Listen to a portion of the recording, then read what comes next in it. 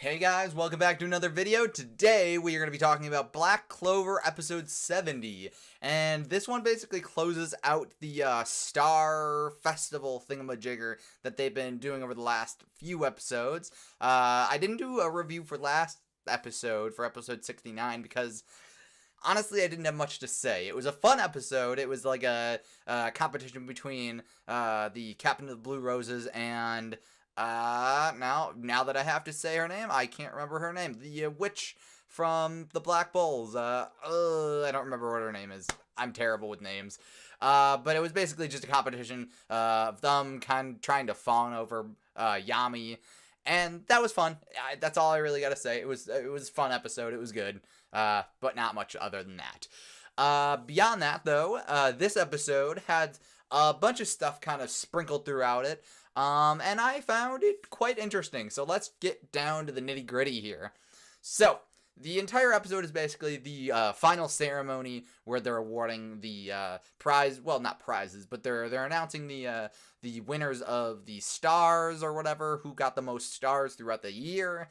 And to no surprise, it is the Golden Dawn.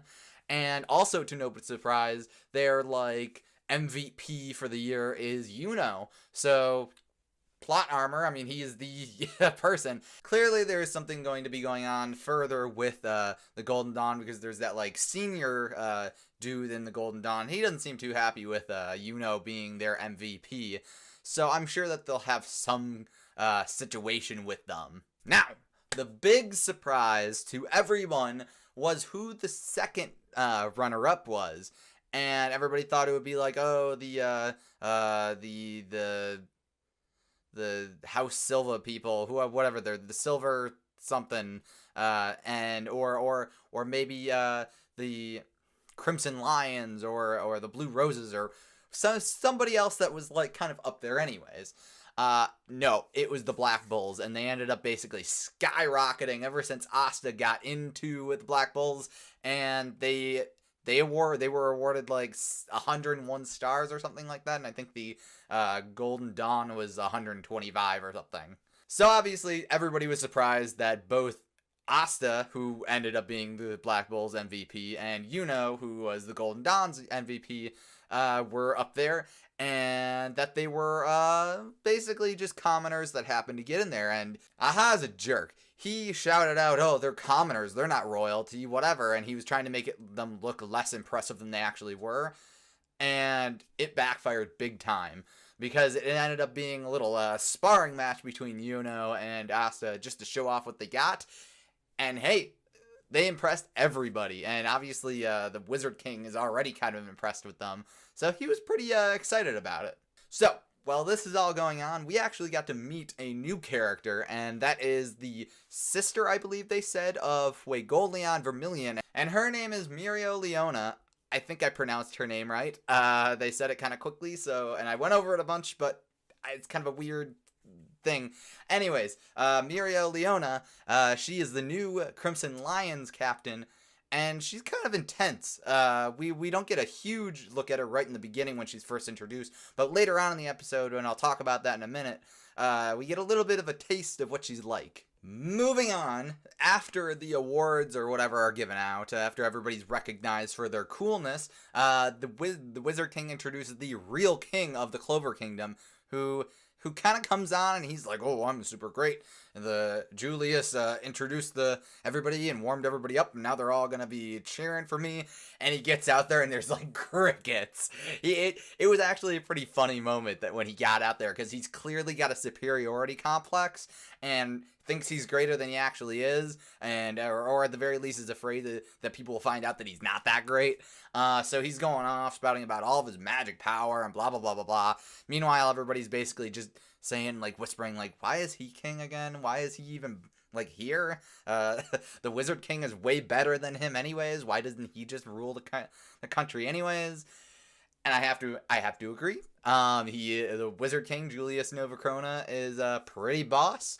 So I guess I like the king. I like the real king's character for just the fact that he is the butt of a joke, I guess. He's got a bit of an attitude, and that's fine. He's a king. but I definitely can see him being an issue later on. We shall see. So to win the crowd over, the real king announces that they had actually found the Eye of the Midnight Sun's hideout, and that they're planning an attack on the terrorist group as everybody's hanging out here. And in order to do that, they are going to have a little, I guess you could call it an exam. I think they call it a test, but it seems like it's more like going to be an exam of sorts. Where all of the Magic Knights, at least that want to, can compete in some capacity to be brought into this special group that is going to hunt down the Eye of the Midnight Sun. They're going to be called the Royal Knights. So I guess that's really what the opening intro music cinematic is showing, is a giant tournament of sorts, and they're going to choose based on that tournament and how well people do there. And obviously at this point, this is not like an idea that the real king has. He even admits it in his head that, like, oh, the Wizard King came up with this, and if it wasn't for him coming up with that, the real king wouldn't have anything. But he's not going to mention that. He's going to take all of the admiration and acceptance for himself. And Julius is just like sitting there like, I don't care. Whatever. He's got enough love anyway, so he doesn't care. Even Yami is like, this seems like a Julius plan. This is a Wizard King thing. This is going to be interesting. Now, as we continue on with the real king having superiority complex issues, Asta kind of brings up the situation of, like, if this is going to be a squad entirely made out of Magic Knights from all across the board, why isn't the Wizard King overseeing it instead? He knows the Magic Knights. He's got, like, an abundance of magic himself. He knows what's going on in terms of, like, each squad. So why wouldn't the person that is in charge of the squads be in charge of who ends up being the Royal Guard or whatever that goes after the Eye of the Midnight Sun? He even kind of says that the real king is a little useless. He doesn't really do anything. Meanwhile, Julius Novacrona is, like, all over the place, busting heads and being a real awesome dude. The real king doesn't like that, and he sentences both Yuno and Asa, because Yuno's standing right next to him, to death. He basically tries to assert his authority by sentencing them to death in front of everybody, and saying it's gonna happen here in the festival, and blah blah blah blah blah. And clearly that's not gonna happen, because they're the two main characters anyways. The Wizard King steps in and is like, listen, is it really cool to be throwing your weight around in this situation? Why not just let it go? It's not a big deal. Just whatever. And so the king backs down because he seems like a real peach. And yeah, that's the end of the ceremony, I guess. So I'm really excited to see who gets in this Royal Guard, or Royal Knights rather, group. Obviously Asa and Yuno are going to get in. They're the main characters. They're going to be in this. But it's going to be interesting to see from the different squads who ends up getting in. Because up until now, it's been the Yuno's group from the Golden Dawn, and the Black Bulls, and then occasionally, like, Aha, and, like, there's really nobody else from the other squads. There's that, I think it's, Fuegoleon and Marileon, I can't say her name. I think it's their brother, like, their little brother that helped them during the Eye of the Midnight Sun's invasion of the capital, but I could see him being in the group. Yeah, but I think it'll be interesting to see who gets cut and who ends up getting in it, because I think a lot of people that you would expect to get in might not. So we'll see how it goes. I think it'll be a really cool arc, though. Now, the final scene of the episode is Yuno and Asta coming down from, like, the stage or whatever, and they're coming down the spiral staircase and talking about how they're going to take the test, and it's going to be cool, and it's going to be awesome, and don't cry if I get in, and you don't. But then they come across the Crimson Lion's new captain, basically berating her people, because they came in, like, 5th place or whatever in the rankings. So she punches, again, I think it's their brother, I don't remember his name, but she punches him in the face, and everybody else looks really sad, and she's putting off flames, and she is scary, especially considering, like, Fuegoleon is, like, this, like, kind of real chill dude, honestly. He's very regal, and he knows how to fight, but he seems like a really genuinely nice guy. Meanwhile, she's, like, she's busting heads, and this is crazy.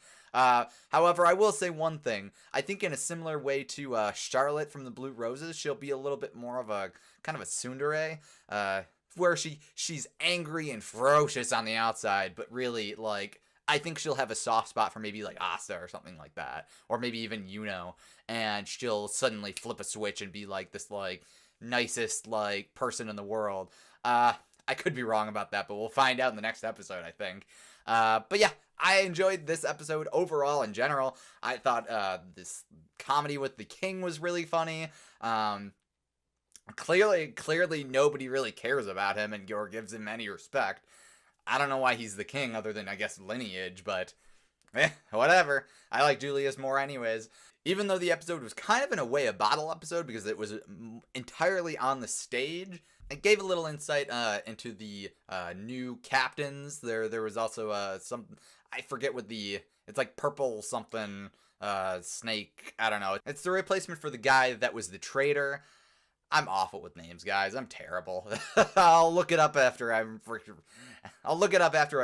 this, but really it's so many people. Anyways, so we got him and that, and I thought it was really interesting to see the ins and outs of how people respect the king, the Wizard King, more than the actual king, and all of that. So I actually enjoyed this episode a lot. But now it's your turn. Let me know what you thought of this episode down below in the comments section. And also remember to leave a like. I would greatly appreciate it. And remember, if you want to see more from me, make sure to hit the subscribe button and ring the bell so that you get all the notifications when I upload. That's all I got to say about this episode. I will see you guys in another video. Bye-bye.